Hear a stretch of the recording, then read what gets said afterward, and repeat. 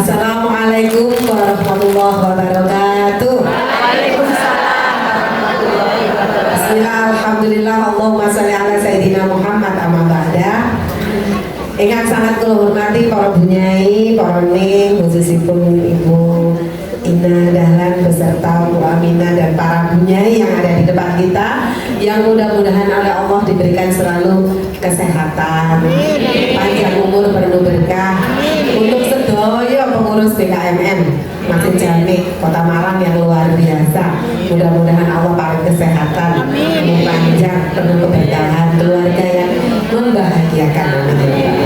Doa yang sama juga untuk panjenengan semua, mudah-mudahan ibu-ibu selalu terjaga, selalu diberikan kemampuan untuk bersyukur dan merasa bahagia. Mohon izin, saya kalau duduk kan kayak bunyai, biar kayak santri saya maturnya sambil berdiri, boleh nggih? Kalau duduk kayak bunyai nanti, karena saya mau disclaimer ini ibu-ibu, saya bukan bunyai. Dan ketika tadi malam ya Bu ya, tadi malam mungkin saya nanya, Bu, tema apa ya yang sebaiknya? Ini tema maulid tentang Rasulullah sebagai role model. Saya langsung deg-degan ya. Biasanya saya tidak mampu dan tidak pernah merasa mampu serta kurang bersedia kalau ngomong hujah-hujah agama. Karena saya sendiri merasa saya ini banyak banget kesalahan, banyak banget yang perlu didandani.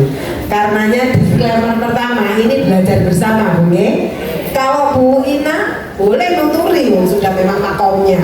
Kalau saya, kita saling belajar bersama. Ibu, kita akan belajar tentang salah satu sisi. Jadi Rasulullah itu role model yang lengkap. Dalam surat Al-Ahzab ayat 21 disebut bahwa beliau itu adalah uswah hasanah, diturunkan sebagai uswah hasanah. Kalau nabi-nabi dan rasul sebelumnya itu nubuahnya itu lebih ke tauhidan, lebih kepada percaya kepada Allah sebagai Rabb begitu ya. Maka khusus kepada Nabi itu dandani akhlak. Luar biasanya itu ya. Revolusioner lompatannya begitu. Tidak hanya soal akidah, tapi lebih lagi di atasnya soal akhlak. Karenanya kalau ada pertanyaan ini oleh iya secara syariat oleh, tapi bil ma'ruf akhlak kurang. Nah, konsepsi-konsepsi itu mungkin yang sering kita dengar ya. Karena akhlak adalah tataran tertinggi yang kemudian menjamin peradaban kita itu berkemanusiaan, berkeadilan, berketuhanan itu ketika kemudian kita mengagungkan akhlak. Dan janjinya Allah, Rasulullah ini diturunkan untuk mendandani akhlaknya manusia. Itu yang luar biasa. Nah, saya tulis di sini bahwa Rasulullah itu dari semua segi itu bisa dicontoh, dari semuanya. Mulai hal remeh-temeh tentang pengasuhan anak, menghargai anak perempuan, membangun relasi suami istri yang nanti akan menjadi materi khusus yang ingin saya sampaikan kepada panjenengan sebagai bahan pembelajaran bersama, sampai urusan membangun negara, menjadi kepala pemerintahan sekaligus kepala agama. Itu Rasulullah patut ditiru dan patut menjadi uswah hasanah. Jadi lengkap beliau itu. Mau dari sisi mananya lengkap beliau itu sebagai uswah hasanah, seperti yang dijanjikan dalam Al-Quran ya. Nah, karenanya kita mungkin sering mendengar di mana-mana ada penulis buku yang senang merankingkan orang ya. Ranking 1, ranking 2 kan begitu ya. Ada Michael Harkat namanya yang menulis 100 tokoh paling berpengaruh di dunia. Itu buku tahun 80-an kalau nggak salah, 90 sekian. Waktu saya masih kecil saya sudah diberikan buku itu oleh abah saya. Hanya untuk menunjukkan begini, abah saya tidak minta saya membaca. Hanya untuk menyampaikan begini, kamu tahu tidak kata apa? Apa Bi? Manggilnya Abi. Ini ada 100 tokoh. Ada penemu, ada pemikir, ada tokoh-tokoh mulai dari yang ateis yang sebagainya. Yang nulis ini tokoh sekuler. Yang nulis ini orang yang nggak jelas agamanya. Dia melakukan penelitian, riset ke seluruh dunia untuk mendapati tokoh paling berpengaruh di dunia itu siapa sih? Dia tidak nulis Paulus itu berapa, bukan. Tidak menulis Siddhartha Gautama sekalipun Buddha ada di dalam salah satu tokoh yang ditokohkan. Yang nomor 1 yang ditulis sebagai tokoh paling berpengaruh, saat ini mungkin influencer kira-kira ya, adalah Rasulullah Shallallahu Alaihi Wasallam. Abah saya hanya perlu membeli buku itu hanya untuk menunjukkan itu ke saya. Ini loh, orang sekuler saja bangga memuji, memuja, menempatkan kita umatnya tidak, kan keliru, kata beliau begitu waktu saya ingat betul. Hanya itu pesannya, tidak untuk dibacakan ya. Lalu kemudian sekian waktu setelah agak besar saya lalu membaca buku itu dan memang menarik. Salah satu kriteria yang digunakan oleh Michael Hart untuk menempatkan Rasulullah sebagai tokoh paling berpengaruh di atas 100 tokoh sedunia itu adalah karena everlasting ya, tidak abadi. Pengaruh beliau itu abadi. Hari ini Muslim sedunia itu sekitar 2 miliar. Dan semuanya itu mengagungkan, meniru, menguswahkan Kanjeng Nabi Rasulullah SAW. Itu yang tidak ada di tokoh-tokoh yang lain. Mungkin tokoh-tokoh yang dilihat yang lain itu ya disenangi oleh kelompok ini, tidak disenangi kelompok itu, gitu ya. Tapi Rasulullah ini subhanallah disukai, disenangi oleh siapapun ya sepanjang hidupnya. Mendekatkan keteladanan kepada Rasulullah, perhidupnya kepada perhidup kita ini memang menjadi PR Ibu. Saya sering mencontohkan kepada teman-teman saya ketika ngobrol kayak gini nih, tentang apa itu instrumentasi. Saya pernah ngatur mau buatan beten jenengan. Instrumentasi ini ngeten. Misalnya nih, anak-anak, ibu guru TK, buang sampah pada tempatnya ya, atau cuci tangan pakai sabun di air mengalir. Itu tata nilai. Tata nilainya adalah jagalah kebersihan. Instrumentasi menuju terwujudnya tata nilai itu apa saja? Wastafel atau tempat untuk mencuci tangan. Ada sabunnya, ada airnya. Itu namanya instrumentasi. Ada satu lagi instrumentasi penting namanya teladan. Gurunya ngasih teladan. Setiap kali masuk kelas cuci tangan pakai sabun di air mengalir. Mau makan cuci tangan pakai sabun di air mengalir. Ada instrumentasi berupa infrastruktur, sarana prasarana, ada suprastruktur namanya teladan yang baik. Jadi salah kalau misalnya kita minta anak-anak kita cuci tangan pakai sabun di air mengalir, tapi kemudian sudah ada wastafelnya, airnya nggak ngalir. Ada wastafelnya, ada airnya, nggak ada sabunnya.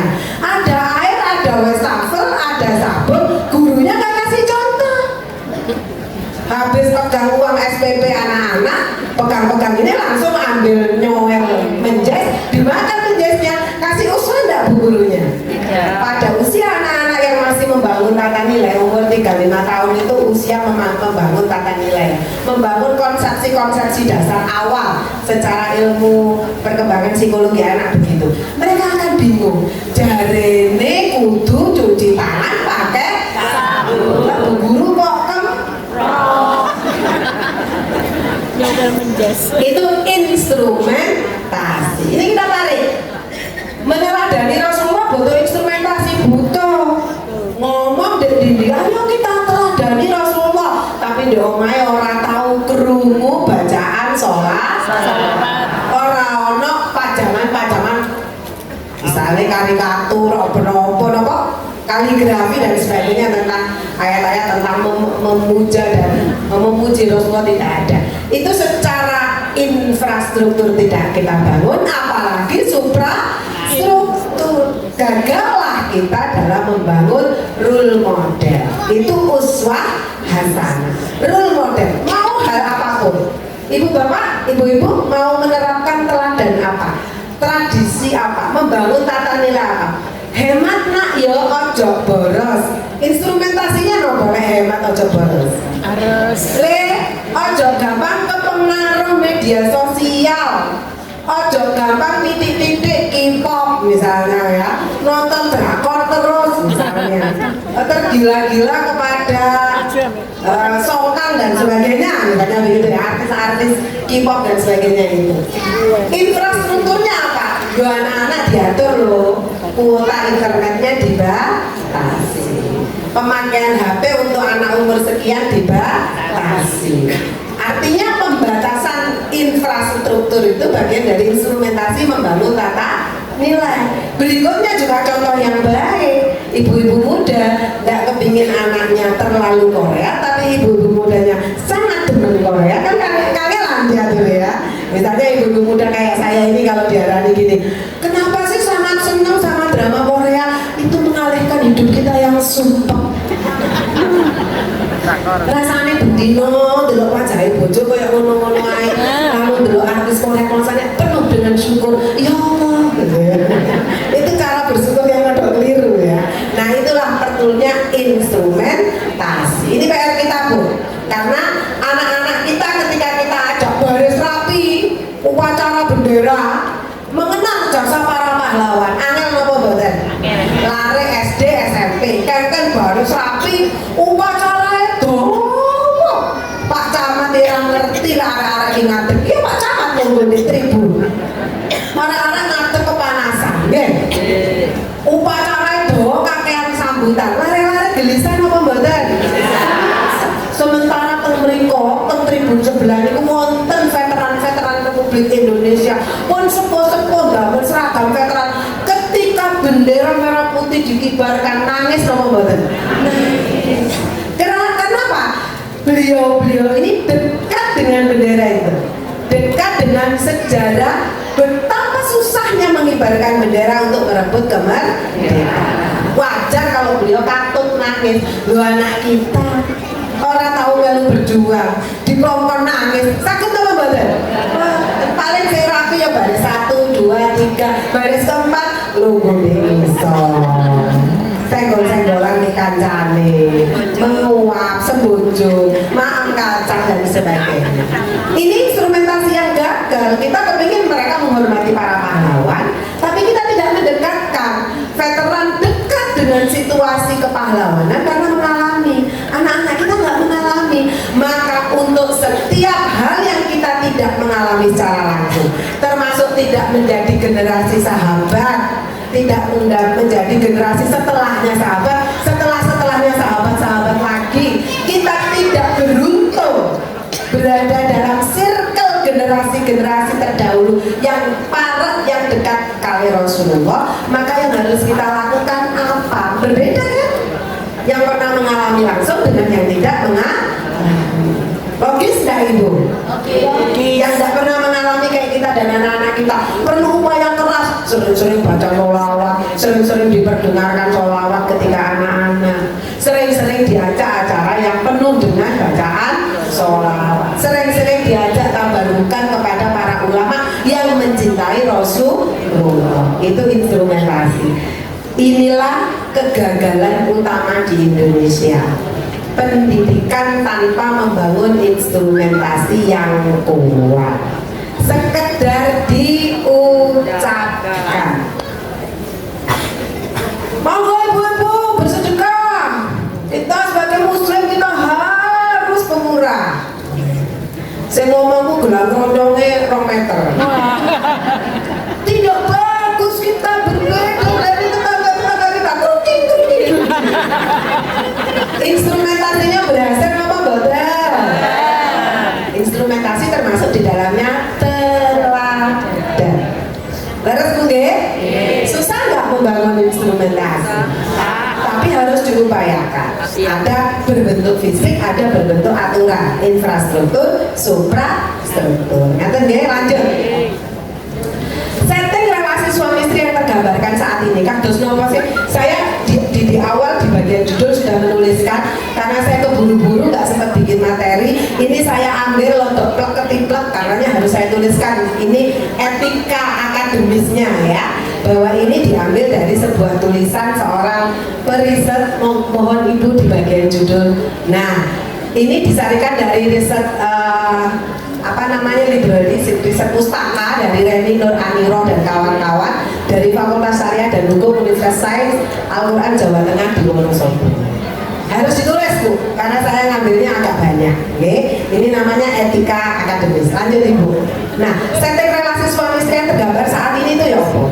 Wong wedok itu katanya Husain Muhammad, seorang ulama yang feminis, ulama yang sangat membela hak-hak perempuan, itu sebagai konco wingke. Wong wedok itu konco tenanan toh Bu.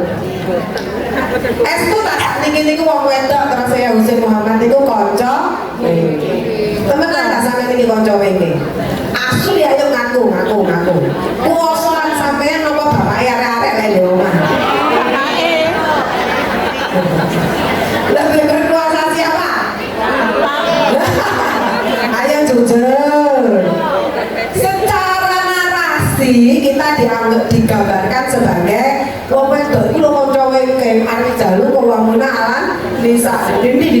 Laki-laki adalah kepala keluarga, kan begitu ajaran yang kita terima ya.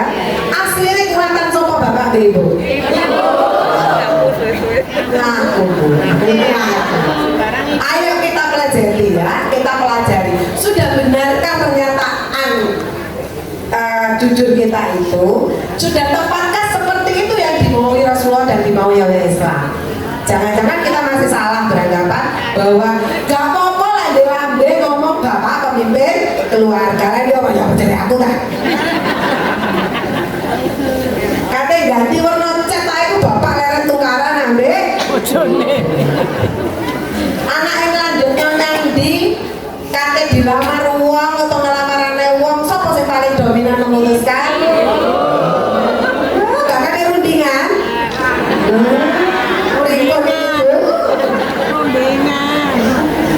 Jadi gak benar ya Ustaz Muhammad ya, bahwa ternyata perempuan itu kalau di Malang bukan konco. Ayo sama-sama kita pelajari. Jangan-jangan ada yang salah dengan relasi kita.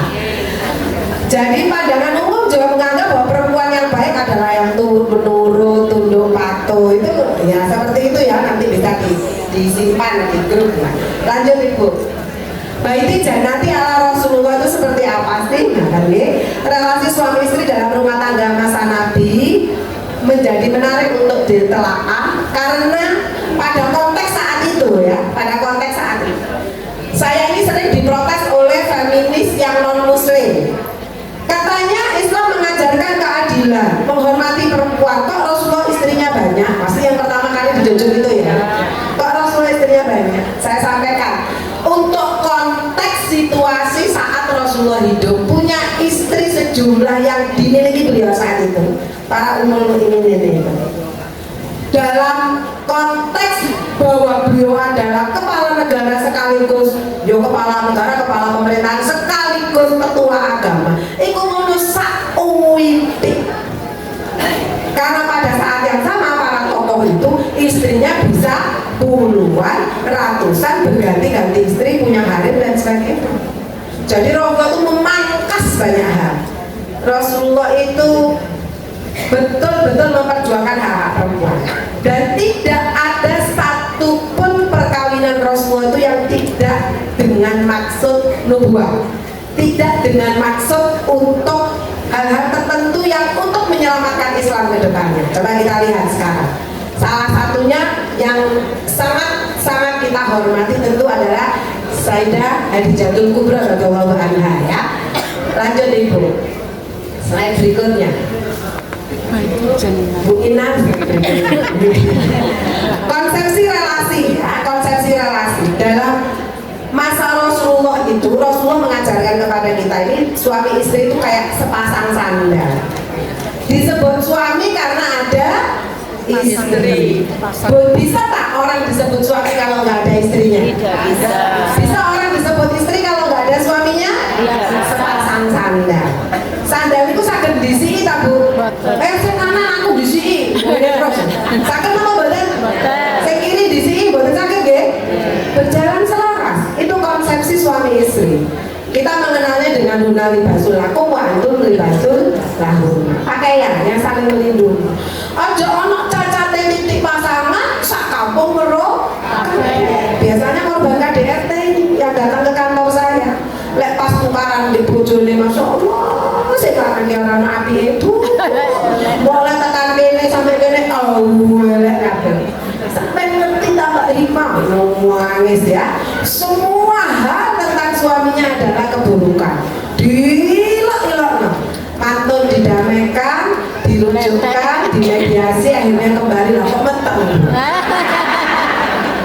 Padahal waktu tukaran itu ngejak wong sak kampung, Bu, sak dunia dijak mergo tukarane di Facebookan barang.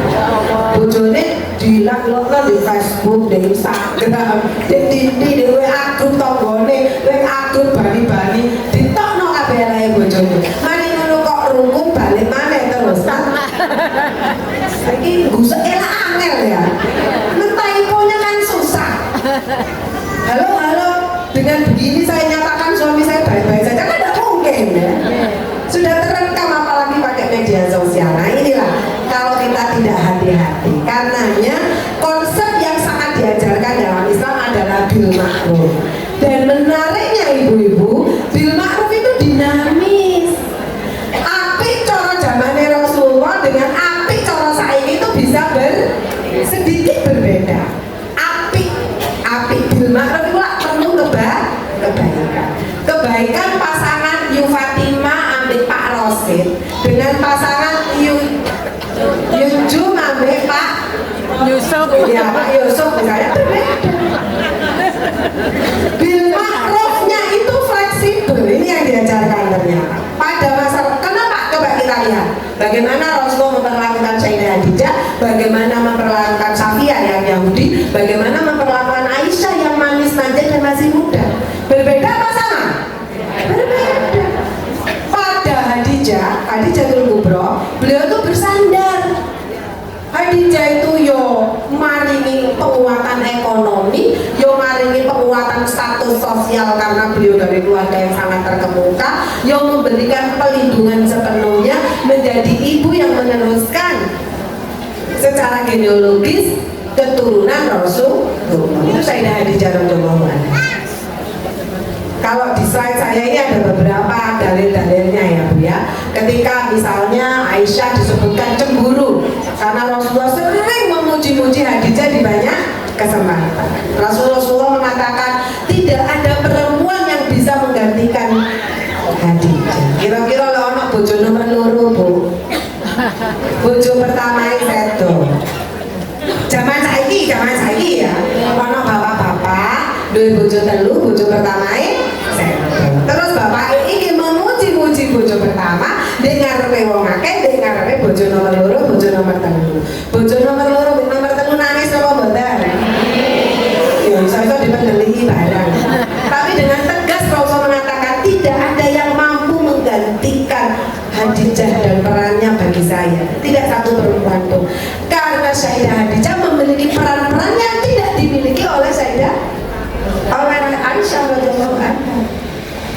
Itu Rasulullah beliau tegas. Yo gak kemudian lebay. Ana wong lanang iku lek ngarepe bojone hal sing penting menghindari konflik. Niki sing akeh ku ya ini kalau secara sosiologi, ini sosiologi orang Jawa. Orang Jawa itu senangnya menghindari konflik. Sing penting ora tukaran. Dadi nek kono ngabi kene, nek kene ngabi kono. Pak enakan di masakanku beli ibu sing kono. Oh, enakan sampean. Tak kok yang ibu kono. Pak enakan di enakan sampean. Rasul tidak melakukan itu. Rasulullah memberikan edukasi bahwa setiap istrinya, setiap ummul mukminin ini punya kelebihan dan kelemahan masing-masing. Dan tidak segan beliau menegur kalau waktu Aisyah marah dan cemburu itu ayahnya Abu Bakar, sahabat Abu Bakar itu marah, sempat menghunus, sempat menampar juga dalam riwayat. Sayyidina Umar apa Sayyidina Abu Bakar ya menampar putrinya karena Sayyidina Umar ya menampar putrinya karena dianggap kurang unggah-ungguh. Sama Rasul ya ditegur. Bukan begitu caranya mendamaikan perempuan yang masih muda berusia.